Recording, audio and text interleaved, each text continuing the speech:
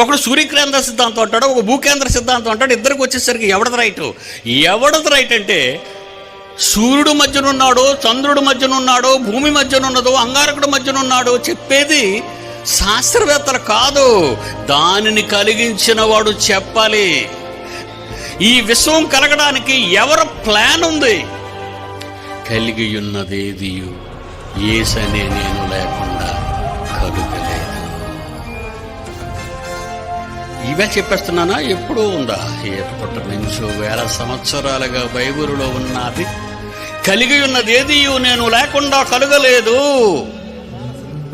నేను ప్రధాన శిల్పిని. యేసు వలన కలిగింది ఆయన కన్న తండ్రి అయిన దేవుడే దీనిని చేయించాడు ఆయన చేత. చేసిన వాడు చెప్పాలి. భూమి కేంద్ర స్థానంలో ఉందో, అంగారకుడు కేంద్ర స్థానంలో ఉన్నాడో, సూర్యుడి కేంద్ర స్థానంలో ఉన్నాడో. ఈ శాస్త్రవేత్తలు చెప్పిన తప్పులు తడకలసలు మీరు నమ్మకూడదు.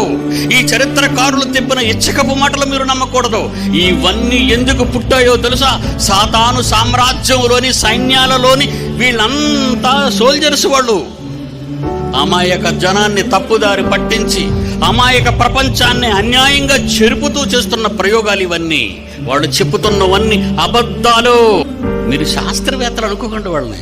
వాళ్ళంత తెలుగు తక్కువలు దద్దమ్మలు ఎవరు ఉండరు. ఎవరికి? క్రైస్తవులకు మాత్రమే ఈ పవర్ ఉంది.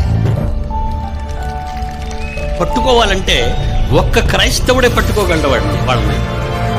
ఒక్క క్రైస్తవుడే పట్టుకోగలడు వాడిని. Download ShareChat.